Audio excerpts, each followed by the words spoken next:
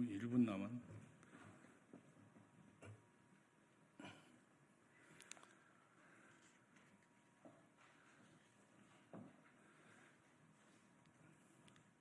네, 안녕하십니까.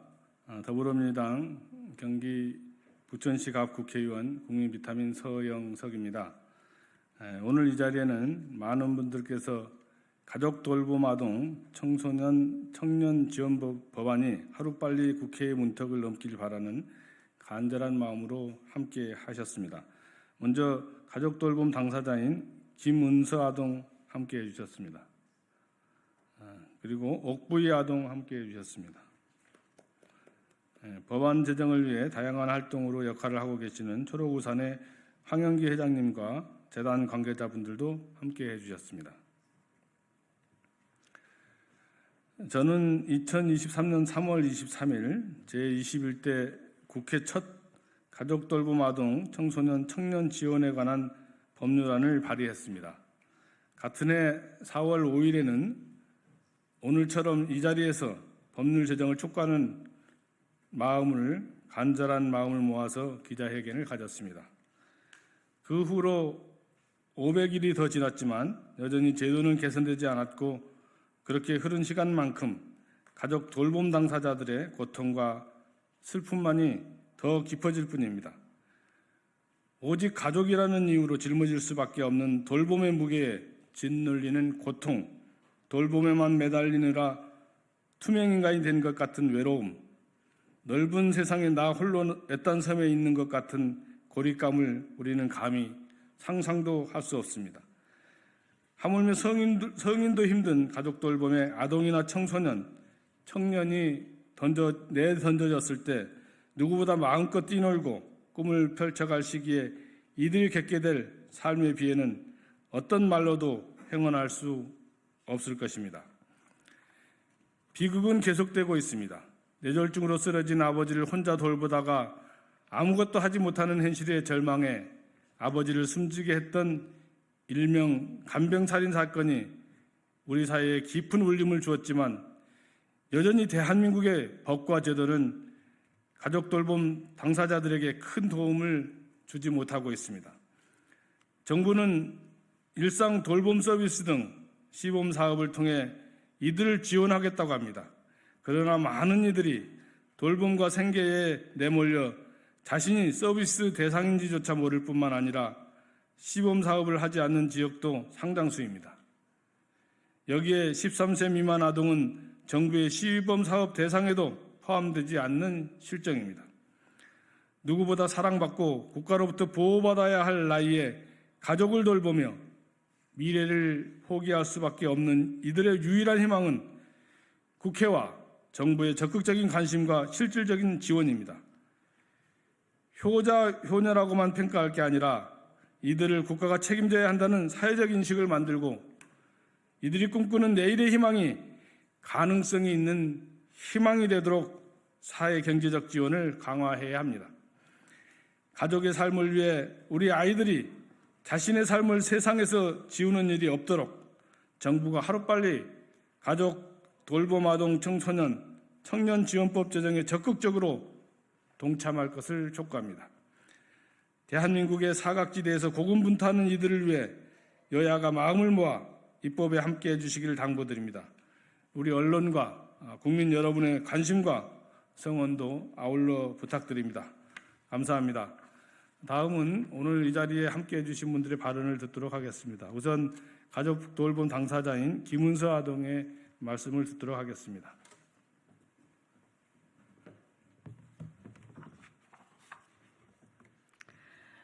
안녕하십니까. 저는 중학교 3학년 김은서입니다. 저는 현재 초등학교 5학년인 동생과 어머니와 함께 살고 있습니다.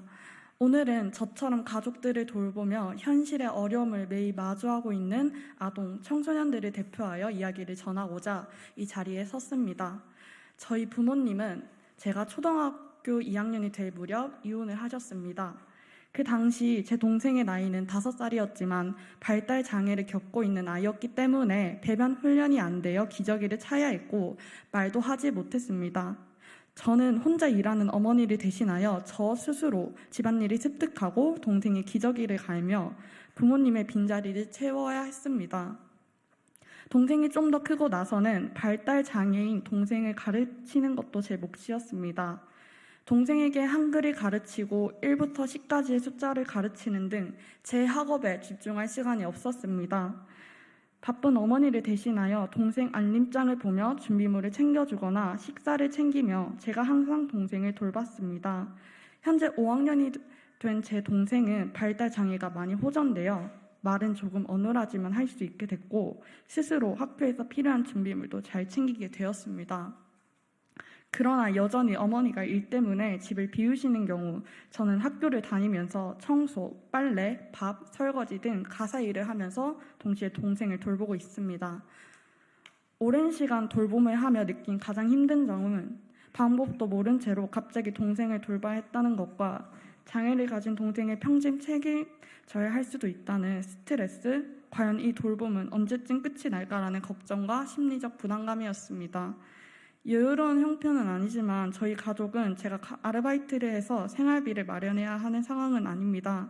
그러나 경제적인 상황까지도 어려운 역경에 놓여진 가족 돌봄 아동들도 있다고 들었습니다. 가족을 돌봐야 한다는 자체만으로 큰 부담감을 느끼는데 여기서 경제적 부담까지 주어지게 된다면 그 아이가 짊어질 무게는 상상하기도 어려울 것입니다. 그리고 저처럼 초등학생이라는 이른 나이부터 가족을 돌보는 아이들도 있습니다. 하지만 아직까지도 가족 돌봄 아동을 지켜줄 존재가 없습니다. 이제는 국가가 먼저 나서서 저희들을 지켜주시면 좋겠습니다.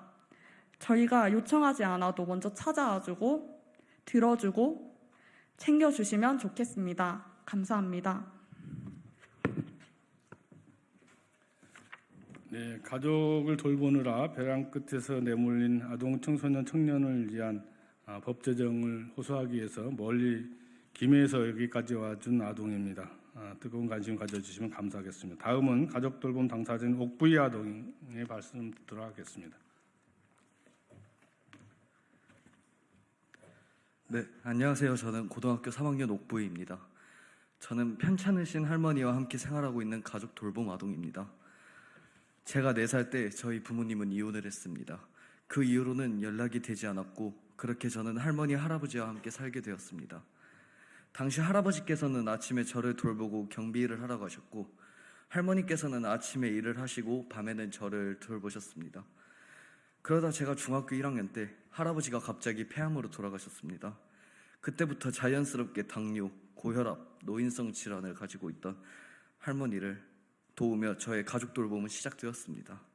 늘 할머니께 도움을 받던 제가 설거지, 빨래 등 많은 잡일을 했고 그렇게 오히려 할머니를 챙겨드리는 역할을 하게 되었습니다. 그렇게 4년간 돌봄을 하던 중 작년 11월 할머니께서 담낭한 진단으로 3달간 병원에 입원하셨습니다. 친척들은 다 멀리 살고 있어서 간병을 할 수 있는 사람은 저 혼자였습니다. 저는 간병을 위해 학원을 마치고 나서 경기도와 서울을 매일같이 오갔습니다.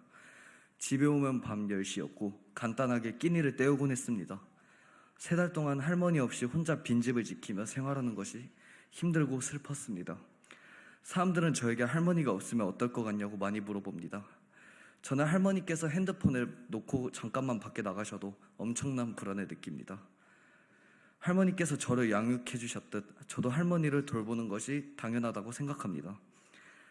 하지만 할머니를 간병하는 일은 물론이고 도움을 요청할 대상도 지원을 받을 방법도 모르는 저에게 갑자기 부여된 돌봄의 역할은 너무나도 큰 부담이었습니다.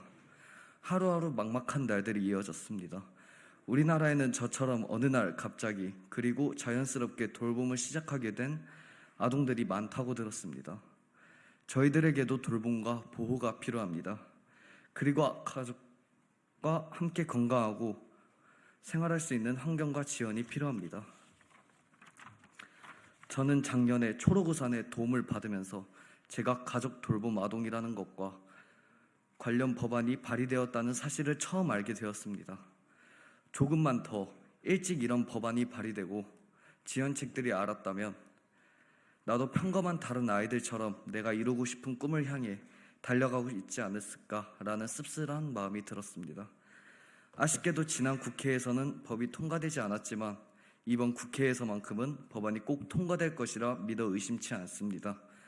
저와 같은 아동들이 돌봄으로 인해 자신의 꿈을 포기하지 않고 또래들과 동등하게 공부하고 경험하며 자신이 원하는 분야를 도전하게 나갈 수 있도록 힘써 주시길 간곡히 부탁드립니다.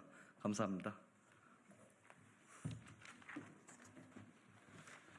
네, 다음은 가족돌봄 당사자 지원과 제도 개선에 애쓰고 계시는 초록우산 황영기 회장님의 말씀을 듣도록 하겠습니다. 네, 안녕하십니까. 초록우산 회장 황영기입니다. 보호를 받아야 될 나이에 질병 장애를 낳는 가족들을 돌보며 살아가는 전국의 모든 가족돌봄 아동 청소년들을 위해서 가족돌봄 아동 청소년 청년 지원 법안을 발의하고 오늘 국회에서 아동 당사자들이 직접 목소리를 낼 수 있도록 이런 자리를 마련해 주신 서영석 의원님께 깊이 감사를 드립니다. 얼마 전에 생활고로 인해서 투병하던 아버지를 방치했다는 이유로 옥살이를 하던 20대 청년이 가석방되었다는 소식을 아마 들으셨을 겁니다. 지난 2021년에는 간병살인으로 지칭되며 세상에 알려진 사건 또한 있었습니다. 하지만 가족을 돌보며 살아가고 있는 아동, 청소년, 청년들을 위한 사회적 기반은 그 사건이 있은 지 3년이 지난 지금도 충분하지 못합니다. 이들이 전국에 얼마나 되는지 전수조사조차 할 수 있는 근거도 없고 이들을 모두 포괄할 수 있는 정의도 없고 그리고 지원체계의 부재는 돌봄에 매인 아이들에 대한 사회적 지원의 어려움 요인이 되고 있습니다. 일관된 기준이 없어서 복지 현장에서는 선제적으로 지원 대상을 찾기 어렵고 가족돌봄 당사자들은 연령이나 처한 환경이 비슷해도 사는 지역에 따라서 지원 여부가 달라서 혼선을 겪습니다. 이제 대한민국의 전국의 모든 아동, 청소년, 청년들이 가족돌봄의 무게를 내려놓을 수 있도록 지원을 위한 기반이 마련되어야 합니다. 특히 보호받아야 할 시기인 아동, 청소년까지 아울러 지원할 수 있는 법과 제도적 뒷받침이 필요합니다. 오늘 이야기를 들으셨지만 당사자 아동들처럼 어린 연령, 초등학교부터 돌봄을 시작한 경우가 적지 않습니다. 실제로 저희 초록우산이 2022년 현황 조사를 한 바에 따르면 돌봄 경험이 있는 아동 중에 무려 23%가 13세 이하 아동이었습니다. 보건복지부 장관께서도 이를 인지하고 지난 국정감사에서 13세 이하 아동에 대한 지원 확대를 약속하신 바도 있습니다. 그러나 일상 돌봄 서비스나 시범 사업에서 13세 이하 아동들은 여전히 제외되고 있습니다. 국가는 가족 돌봄 아동의 존재를 더 이상 외면해서는 안 됩니다. 아이들이 진로와 미래를 준비할 시기를 놓치고 나서 각종 지원을 연기하는 것은 늦습니다. 최대한 조기에 발견해 가족 돌봄의 굴레에 빠지지 않도록 하는 것이 중요합니다. 지난 21대 국회에서는 서영석 의원님께서 발의를 해주셨지만 안타깝게도 상임위 문턱을 넘지 못했습니다. 이번 22대 국회는 다를 것이라고 굳게 믿습니다. 초록우산은 정부와 국회가 더 이상 가족의 이름으로 돌봄의 부담과 책임의 무게를 떠안고 있는 아이들을 소외시키지 않기를 간절히 바라면서 가족 돌봄 아동 청소년 청년 지원 법안의 제정과 촘촘한 조사와 발굴 그리고 지원 체계 구축을 강력히 촉구합니다. 감사합니다.